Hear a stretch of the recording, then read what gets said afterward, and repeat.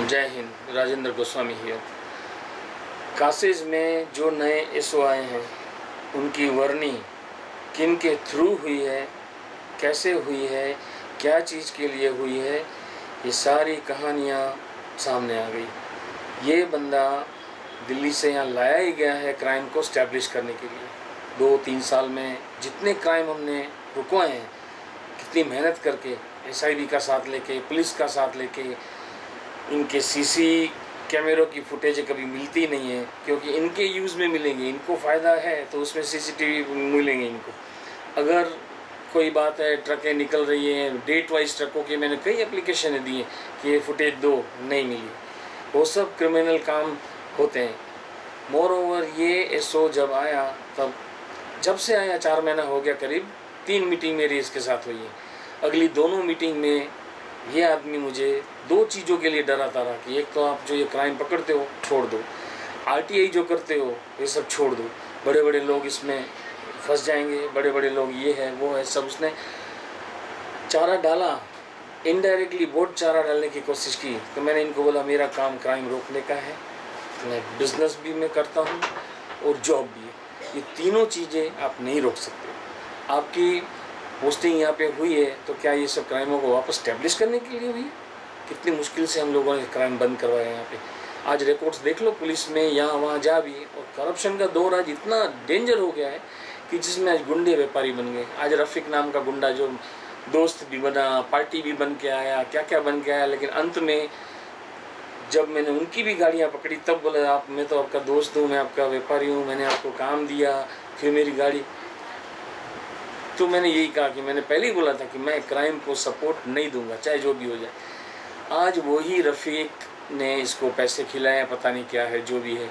नया एसओ, आज इसके 20-25 आदमी जो क्रिमिनल टाइप के हैं जो काम करते हैं अंदर, यही चोरियां करते हैं। एनेक्सर 1 में ड्यूटी फ्री कचरा निकालने का होता है, जिसपे फैक्ट्री वेस्ट जिसको बोलते हैं, उसमें ये सारा रिस्ट्रिक्टेड कार्गो निकाल रहे हैं और ये बंदा जो एसओ है उसको हेल्प कर रहा है। आज अच्छे लोगों को इसने भगाना शुरू कर दिया जोन में से, कई मीडिया वालों को भी, कई क्या। और आज देखो मीडिया में वो क्या इंटरव्यू दे रहा है, आप सुन लो, फिर मैं बात करूंगा। आरटीआईના જવાબ માંગવાના બદલામાં માર મળી છે તેવી ફરિયાદ નોંધાવી છે। ગત તારીખ 20/8/2015ના રોજ કંડલા ઇકોનોમિક ઝોનમાં મારામારી થઈ હતી, જેમાં ફરિયાદી તરીકે રાજેન્દ્ર ગોસ્વામીએ પોતાને આરટીઆઈના જવાબ માંગવાના બદલામાં માર મળી છે તેવી ફરિયાદ નોંધાવી છે। અને મા આશાપુરા ન્યૂઝને કંડલા ઇકોનોમિક ઝોનમાં ગેરકાયદેસર કામો થાય છે એવું જણાવ્યું હતું। જ્યારે મા આશાપુરા ન્યૂઝના પત્રકારે તપાસ કરતા કંડલા ઇકોનોમિક ઝોનમાં આવેલ કસ્ટમ ઓફિસર એસઓએ પોતાના વિચારો વ્યક્ત કર્યા હતા। मेरा नाम चरण सिंह है। मैं यहाँ सिक्योरिटी ऑफिसर के पद पर तैनात हूँ।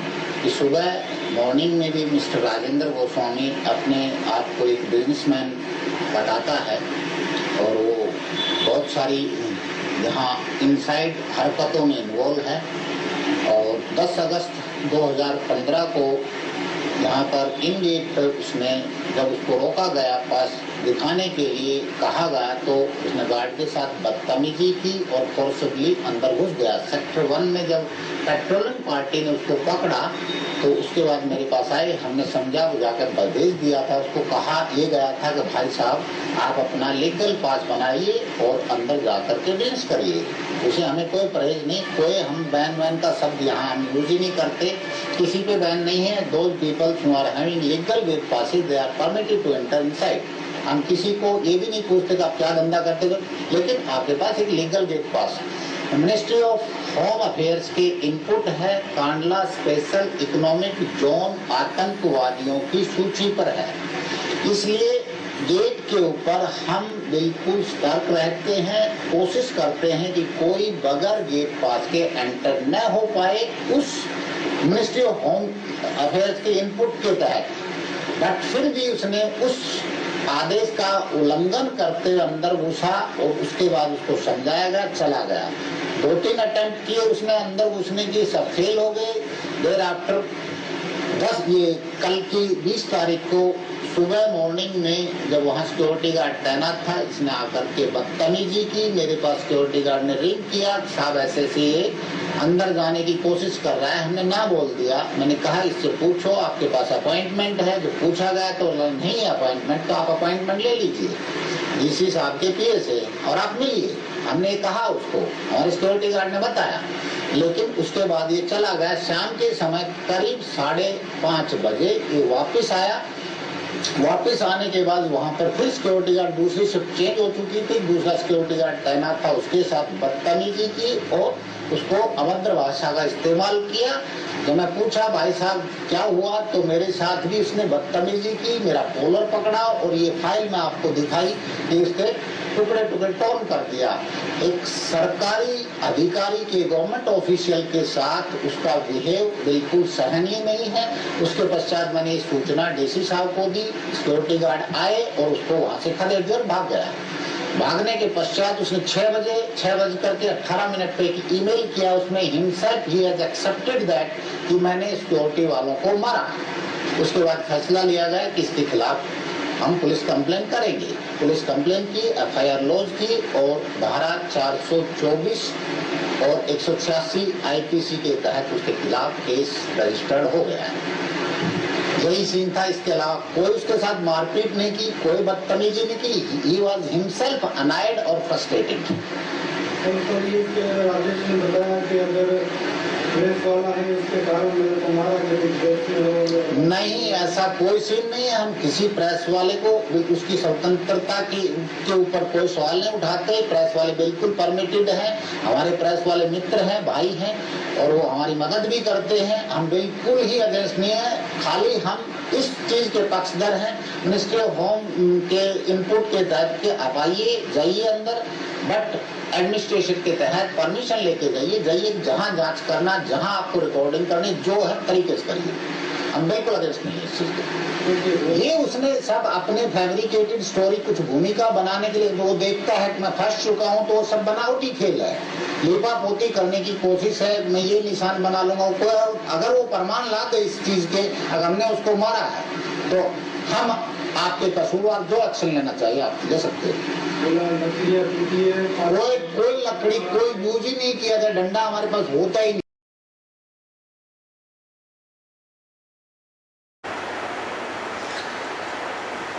अब उनकी क्लिप जो न्यूज़ में इन्होंने दी है वर्दी पहन के, सुनो। मेरा गला पकड़ के भाग गए, कभी बोलते हैं सिपाही को मारा, कभी बोलते हैं लकड़ी थी नहीं हमारे पास और हम तो किसी को रोकते नहीं हैं। मेरा गेट पास बनाने के लिए किसी बंदे ने रखा था, इसने झूठ में बोला कि ब्लैक लिस्ट निकला हुआ है, उसमें आपका इनका नाम है, इनका हम नहीं बनाएंगे। डीसी साहब, मैंने डीसी साहब से फ़ोन किया, डीसी साहब ने बोला राजेंद्र भाई मैंने कोई ब्लैक लिस्ट नहीं निकाला है और आप तो इतना अच्छा काम करते हो, हमारी मदद भी करते हो, क्यों मैं ऐसा निकालूंगा। तो फिर आपका SOS क्यों बोल रहा है, किसी का पॉलिटिकल गेम क्यों खेल रहा है। बोले नहीं आप बनाने की कोशिश करो, आप डालो। इनफैक्ट मैं अभी डालने वाला हूँ, वो भी पता चल जाएगा। अब इसकी गेम 20 तारीख की देखो। 20 तारीख को 11 बजे से लेके 3 बजे से लेके 4 बजे से लेके 5 बजे तक मैं कोशिश करता रहा IPO पहुंचाने का। इन दौरान 2-3 बार मैंने सब लोगों से बात भी की अंदर। बोले ठीक है अब अंदर आके दे दो। मैंने बताया सिपाही को कि ये सब बात भी हो गई है, अंदर जाके देना है। तो बोले सिपाही कंटिन्यू बोलते रहे कि नहीं SO साहब बाहर गए, फ़ोन पे बात हुआ, बोले मैं आने के बाद ही राजेंद्र भाई को अलाउ करना, तब तक अलाउ करना नहीं। तो बोले ये तो CPI देना, यहाँ गेट पास नहीं होता है, पब्लिक प्लेस ऑफिस है ये, DC ऑफिस में कॉल हो गया, मैं जा सकता हूँ, फिर आपके SO को आने का क्या मतलब है। लेकिन उस बंदे ने जैसे तैसे करके 5:30-6 बजाने का बजाना था उसको कि ऑफिस आवर्स ख़त्म होने के कगार पे आ जाए तो उसको इसका नंगा खेल खेल सके। ये आया, आके सीधा माँ बहन की गाली दी, सीधा कि ये IPO है तुम्हारी माँ के, उसमें डाल दो, ये वो कर दो, सीधा गर्दन पकड़ी। दोनों सिपाहियों, तीनों सिपाहियों को बोला इसको ये जो पोटली है बाजू में उसमें ले चलो। ले गए अंदर और डंडा वंडा सब इनके पास स्टैंड बाय था। कहते हैं डंडा नहीं है, आज गेट पे फुटेजेस देख लो आप, डंडे के बगैर कोई भी सिपाही घूमता हो तो देख लो आप। डंडा नहीं रखते हैं, हथियार नहीं रखते हैं, बोलते हैं आतंकवादी की सूची पे कि आतंकवादी को बोलेगा आतंकवादी उंगली करके आप भाग जाओ, क्या उंगली से भागेगा। इस तरीका है इसका। एक सिक्योरिटी और एक उसके पास डंडे नहीं हो, ये बन सकती है? कैसी ये मनगढ़ंत कहानी करता है। ऊपर से वो रूम के अंदर उसने इतनी धुलाई पिटाई की एक आम आदमी की, एक सोशल एक्टिविस्ट की, जिसका मेरा वो कहीं से ढूंढ ही नहीं पाया है 4 महीनों में, जिससे बात के अच्छा आदमी है, ऑफिस, इसके मेल जाते रहते हैं। कॉमर्स मिनिस्ट्री देख ले कि मेरे मेल कंटिन्यू उनको मिलते रहते हैं कि यहाँ पे ये ख़राब चलता है, यहाँ पे ये ख़राब चलता है। और गाड़ियाँ भी मिली है, गाड़ियाँ हमने पकड़ी हैं, SIT के थ्रू पकड़ी हैं, पुलिस ने कई गाड़ियाँ पकड़ी है। लेकिन ये बंदा, इसका शायद या तो पोस्टिंग पता नहीं कौन से लेवल से यहाँ पे हुआ है क्राइम को एस्टेब्लिशमेंट करने का, वो पता हमारा लगाना शुरू है। मैंने मेलें 2-3 की, 19, 20, 21, 22 ये सब मेलें मैंने की। उसमें मैं तो हमेशा करता रहता हूँ इश्यूज़ को लेके। लेकिन इस बंदे ने उस मेल में से अपना, जो चोर होता है ना, उसको क्या है, सब ढूंढना पड़ता है कि मैं यूँ करूँ तो बच जाऊँगा, यूँ करूँ तो बच जाऊँगा। कोर्ट में ऐसा चलता है। ये क्या ऑफिसर लेवल है, ऊपर से ये जानते हैं, राजनीति जानते हैं, सब जानते हैं कि कैसे किसको फंसाना। आम आदमियों पे कभी कोई केस हुए हो ना कुछ हो तो ये सब कपट कहाँ से मालूम पड़ेगा। और उस दिन मुझे सिपाही ने 3 बजे, 11 बजे, 3 बजे, 4 बजे सब रोका गया, मेरा फ़ोन होने के बावजूद भी अंदर। तो समझने वाली बात है कि उस SO ने कि मेरे आने के बाद ये जाने देना, IPO देने में क्या है, उसको खेल करना था। और ये खेल उसने किया। मार डालने की कोशिश तक उन्होंने मारा। ये 15 मिनट खेल चलता रहा। 12 मिनट तो मैंने ऐसी उन लोगों की मार खाई है। और मेरे भाई जो सिपाही लोग हैं बेचारे वर्दी में थे, मैंने उसको छुआ तक नहीं है, वर्दी में थे। और ये बिना वर्दी के आया। आई कार्ड भी इसके पास था नहीं था, पता नहीं था। मैंने पूछा, बोले तुम कौन होते हो आई कार्ड पूछने वाले, और ये वो चलो जाने दो। लेकिन जब ही उसने हुक्म दिया अंदर कोठरी में, 12 मिनट बहुत मारा, बहुत सूझा दिया। जब मेरे स्कल में फ्रैक्चर तक हुआ तो मुझे अंदर दर्द हुआ कि लगता है हड्डी टूटी। तो मैंने ये बोला भी वहाँ पे, ओ हड्डी तोड़ा मेरा। फिर मैं चिल्लाया कि तुम क्या 5 जन मेरा मर्डर करने के लिए यहाँ लेके आए हो? ये क्या इरादा क्या है तुम्हारा? ना कोई तुम्हारे पास ऑर्डर है, ना ये है, ना मैं क्रिमिनल हूँ। ऐसे तुम इसमें भर के और मुझे ये सब करने चाह रहे हो, क्या है क्या ये? फिर मैंने उनको बोला कि मैंने अपना प्रोटेक्शन किया है, जो प्रोटेक्शन करता है उसको ये सब निशान लगते हैं। डॉक्टर के सर्टिफिकेट भी हैं, फ़ोटोज़ भी मैं डाल रहा हूँ ये वीडियो में, ये सब उन्होंने दिए हैं। मैंने प्रोटेक्शन किया, मैंने एक्शन नहीं किया था। लेकिन जब वो बंदा बोला कि इसको जान से मार दो, अपने DC अपने को बचा लेंगे, तब मेरा माथा ठनका, मुझे तो सही में मार देंगे। तब मैंने एक्शन शुरू किया। आखिरी के 3 मिनट में वहाँ से बाहर निकलने के लिए इस SO को बुरी तरह से तब मैंने धोया, बुरी तरह से। इसका कान मरोड़ा, ये रोया, बिलबिलाया। इसने दरवाज़ा खुलवाया, नहीं तो ये मुझे मार डालता। बाहर निकल के मैं मेरी गाड़ी की ओर जाने लगा। तब ये मुझे चिल्ला के मेरे को बोलता है, मार चोट जा पुलिस में, अभी तेरे को जाना है, ये जाना है। इतनी गंदी गालियाँ ये 15-20 मिनटों में बोला है। IPO तेरी माँ के उसमें डाल दे, और क्या क्या सब, और मारा। ये सब सहा मैंने 12 मिनट सब कुछ के एक सिस्टम के सामने। मुझे पता होता है, मैं सब कमिश्नरेट में गया हूँ, कभी इस तरीके का गंदा खेल हुआ नहीं है। लेकिन इनके तरीके मुझे मालूम है कि अगर आप सिस्टम के सामने थोड़ा भी कुछ ये कर दोगे तो इनके पास 100 रास्ते होते हैं। मेरा इसने ऐसा किया, ऐसा किया। मैंने इसको एक भी मौका नहीं दिया, एक भी मौका कि कहीं ये बोल जाए कि मैंने इस पर ये किया। रही बात जो फाइल की, बोल रहा है कि फाइल तोड़ी। अरे DC ऑफिस के बाहर के गेट में मैं खड़ा हूँ, अंदर एंटर इन्होंने खींच के मुझे किया। वो जुग्गी में लेके गए, वहाँ ना जाने देने के जगह जुग्गी में लेके गए। तो फाइल कहाँ से आई? बता रहे हैं टेबल पे फाइल बता रहे हैं मीडिया लोगों को, देखो फाड़ दिया, देखो फाड़ दिया। भाई साहब, अगर जीना झपटी भी करता है आदमी तो फिंगरप्रिंट्स आते हैं। तो ऐसे मौके पे उसको छूना नहीं चाहिए, वो सबूत के तौर पे काम आता है। मेरे फिंगर उसमें मिलने चाहिए, बता दे वो फिंगर कहीं मिले तो। दूसरा CCTV की बात, इनके CCTV तो लाजवाब है। कुछ तो हमने डिमांड करके लगवाए थे, जूम जो अभी डूम लगा हुआ है, कितनी त्रिज्या में वो सब लेता है। उस दिन मेरी गाड़ी खड़ी होगी तो वो भी उसमें आ गई होगी। बैंक दिखती है, बिल्डिंग दिखती है, अंदर के सब दिखते हैं। लेकिन इनको फुटेज अपने फ़ायदे के लिए मिलेंगे, गुनाह इनको करना इसके लिए मिलेंगे। कुछ महीने, 4 महीने हुए, बीच में मेरे को बुलाया था। मेरे को बोलता है क्राइम को सपोर्ट करो, नहीं तो मैं तुम्हारा किस तरीके से तुम्हारे पास सबूत भी नहीं बचेगा, ऐसे में तुम्हारे पे एक्शन करके गेम बजा दूंगा कि तुमको यहाँ से भगाने के रास्ते मुझे आते हैं। मैं ऑफिसर आर्मी में रह चुका हूँ, मैं ये रह चुका हूँ, CBI में रह चुका हूँ, ये वो। मैंने उसको बोला कोई डिपार्टमेंट मेरे सामने बाकी नहीं है जिससे मैंने काम न लिया हो। तुम CBI का नाम लेते हो, तुम इसका नाम लेते हो, मुझे नरेंद्र मोदी का दोस्त बताते हो मुझे। अरे आज तो लड़कियाँ राखियाँ भेजती हो उस नरेंद्र मोदी के साथ, सगी बहन हो गई उसकी, और तुमने मुझे दोस्त बनाया है। तो एक अच्छा आदमी नरेंद्र मोदी, भगवान करे कल मेरा दोस्त बन जाए। इससे क्या होता है? सब गंदी बंदी की बातें कोई मतलब नहीं है। उस दिन जो हुआ ये नरसंहार कांड था एकदम। वो आखिरी के 3 मिनट अगर सेल्फ डिफेंस में नहीं करता तो एक जो चीटा पाँव के इर्द गिर्द अपन पाँव से उसको इधर उधर करते हैं ना, सामना नहीं करता, लेकिन पाँव दबा दो उसके ऊपर तो चीटा भी काट लेगा अपना जान बचाने के लिए। वो चीज़ मुझे करना पड़ा। सिर्फ एसओ को मैंने धोया है, उसका कान मरोड़ा है, तब उसने दरवाज़ा खुलवाया। इतना कुछ हो गया, ये पुलिस को नहीं बता सकते थे। नहीं तो आमतौर पे सिस्टम है कि कोई चोरी करके भागा, कोई ये करके भागा तो पुलिस को बताओ। मैं तो बोलता हूँ तब भी उसको फ़ोन करना कि आईपीओ देने आया था। आईपीओ जैसे कोई बहुत बड़ा बम हो गया। आईपीओ को उसने क्या समझा, इंडियन पोस्टल ऑर्डर जो उनकी ऑफिस की तरफ से लेटर मुझे मिला था कि आप ये दे के जाओ, उसके अगेंस्ट में ये देने गया था मैं पोस्ट बना के पोस्ट ऑफिस में से। और फ़ोन भी किया, वशिष्ठ साहब से भी उस दिन फ़ोन हुआ है 3 साढ़े 3 बजे के करीब। मुझे टाइम अभी ध्यान नहीं है और इसकी तरह मुझे गेम खेलना नहीं आता कि मैं टाइम में देखूं और ये सब करूं।